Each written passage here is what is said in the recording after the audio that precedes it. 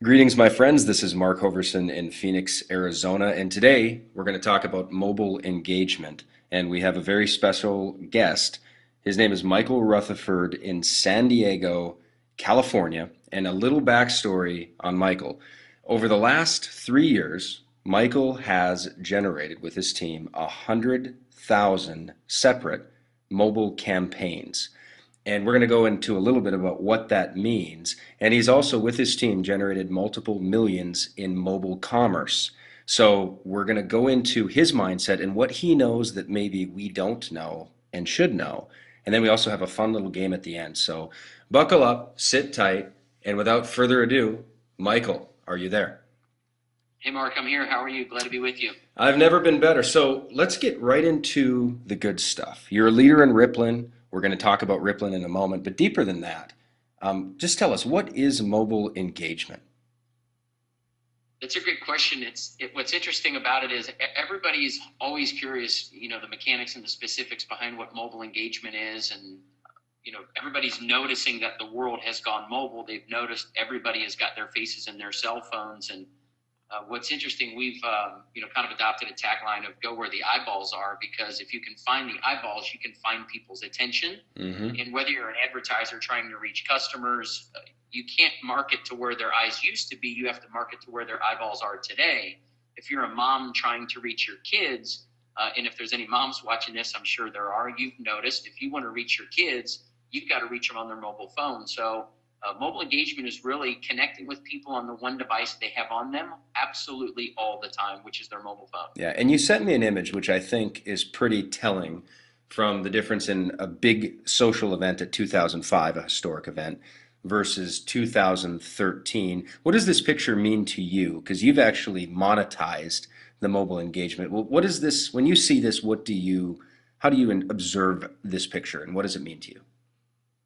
It means really a few things. One of the main things it means the switch or the transformation that's take place on how people perceive the world, how they get news, how they connect with their friends, how they do life has absolutely radically changed. And people in today's world don't spend time on their laptops like they used to. They don't read newspapers like they used to. They don't experience life like they used to. They're taking Mhm. pictures with their cell phones. They're checking in on Facebook with their cell phones. They are tweeting their friends from their cell phones. They're capturing life's moments with their cell phones. And what's so funny is on the top picture, you see one Yeah, cell phone I'm that's just 8 years ago, yeah. And she, which is highlighted. there was the early adopter, like who's that wild James Bond-like person catching this I on mean, a think about a cell phone with a camera on it 8 years ago. What a Wild West, early adopter. Today, that was probably like a chocolate razor, by the way. But exactly. today, look at the bottom photo. Everybody and their brother, I don't care if they're 8 years old or 88 years old, they've got a mobile phone. I like it. So let's get to the second question. And again, everybody, stay tuned because we do have an interesting little game to play. So my next question is, do you think this mobile frenzy of constantly checking our phones, almost to probably addiction levels at sometimes, but do you think it's just a phase? Is it just a phase? Is it a temporary thing where it's dying down or it's going to fizzle out or what do you feel? It's interesting to learn when you dive into the I guess the deep stuff, the thick stuff when it comes to mobile. You start peeling back layers, and on the surface, it definitely feels like a fad because of how quickly it's happened. Right. The mobile adoption happens so much faster than the web adoption of people getting on their computers. In other words, when Microsoft and Apple really first came out and people got a computer for the very first time, it took a long time Hmm. for just the average and ordinary wage earner in the world to have a mobile phone. But the adoption of mobile, or to have a computer, but the adoption of mobile has been so much more rapid. And you've got places around the world where they never got a computer, but they do have a mobile phone. And because of that fact, what we're seeing is the convergence of all other mediums moving onto the mobile phone. And what I mean by that is people are using their phones to do things that they used to do with other devices. I mean, just think about it. If you've got your phone on you, think about there's so many things that we do with our phones today that we used to use another device for. And Yes. what I'm getting to is people get news from their phones where they used to get news from the television or the radio. They Hmm. get deals and discounts of from businesses or restaurants and things nowadays from their mobile phone. The phone has really become the Swiss Army knife of somebody's life. It's not just this hokey little place where people can chat with their friends. It really has become a tool that has influenced every area of their life. So what you would say is, and this is kind of a comical little picture that 20 years later and all these things fit in your pocket. And you've got the video camera you have, and we had one of these. I remember in the 80s we got one and we thought it was the coolest thing ever. And we'd carry it around in a big suitcase to our basketball games and the radios and things like that. And now, so to the question, is this a phase? What's actually happening now is that the the mobile phone is literally becoming the Swiss Army knife. It's actually increasing usage, and with apps, more and more things are folding into it. From health, augmented health devices that you plug in, and you can get diabetes readings. You can do breathalyzer things. You can do blood work. I mean, it's crazy what is happening. Actually, more things are rolling into the cell phone and into the mobile thing than we even thought at the start. So I don't think you think it's a phase, is what I gathered from that. I think it sounds like it's a velocity that's picking up.